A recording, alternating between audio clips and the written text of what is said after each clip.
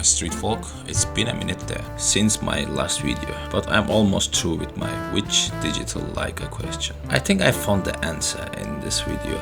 I am missing only but one camera so far, which is the M10R. Well, if you are accustomed to the channel, and you may know that I used to own an M10, which I sold at the verge of purchasing my M11P. Whilst I really liked the results from the M10, I couldn't bear to use such a valuable item lacking a warranty. Anyway, I will talk further into the subject in the future videos. This is my dear friend, Taylor Curato. He is in Istanbul for street photography as well, and he bought the M10 from me, being tired of his M240 camera. In fact, the M240 that I compared to my M10 was his prior EDC camera, and the M10 was mine. Anyway, he is helping me to get some of these shots in the video, so give him some love.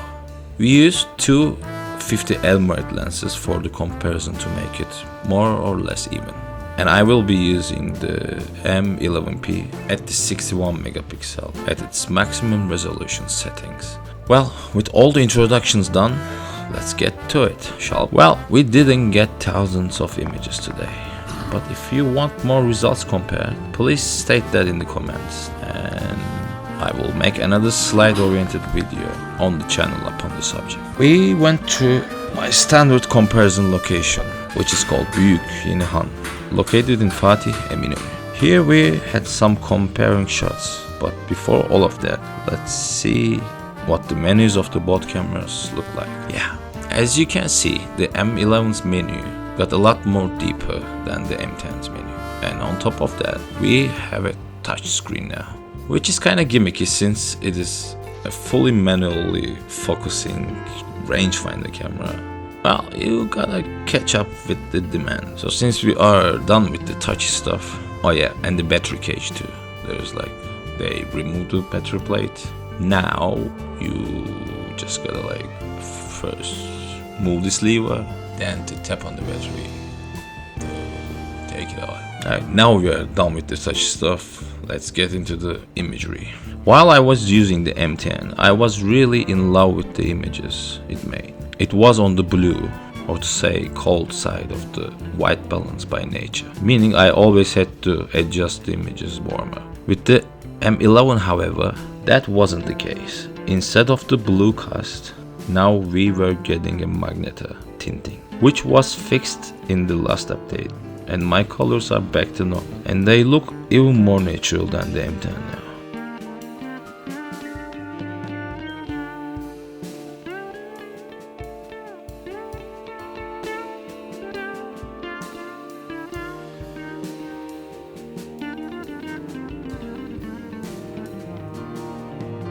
We headed out to some other buildings around the area and got you these shots for the comparison's sake again.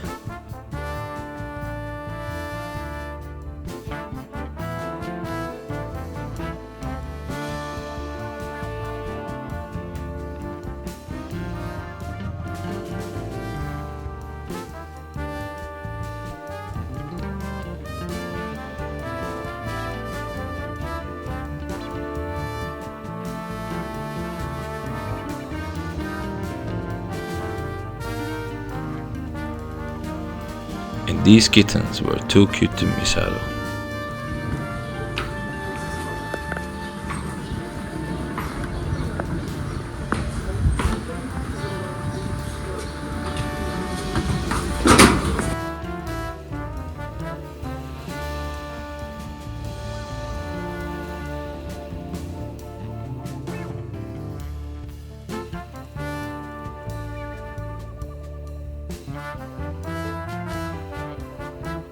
From there, we came to Taksim, İstiklal Avenue.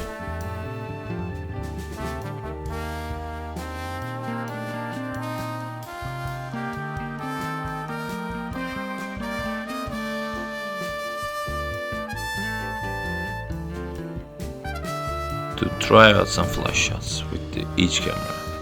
Before we compared for the dynamic range and the resolution differences, I think they both provide rich enough images to grade and manipulate, and apart from the size differences of the files, they had managed to apply those true to life colors to M11P as well. Alright, let's go for the dynamic range.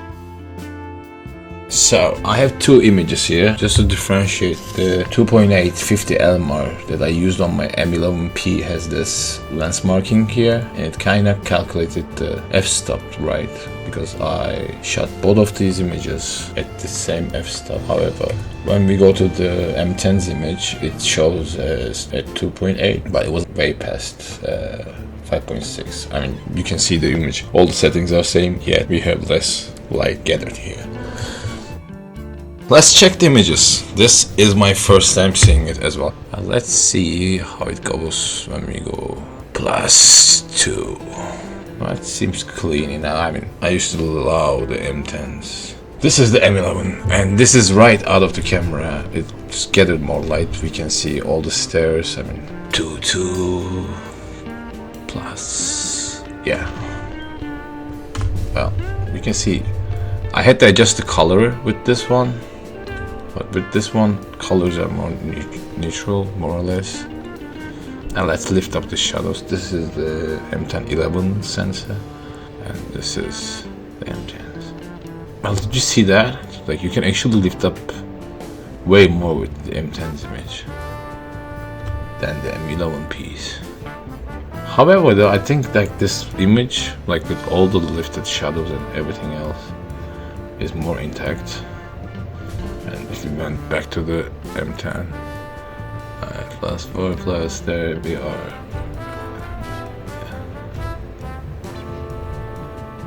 Yeah, I think M11P's shadows are more intact than the M10s.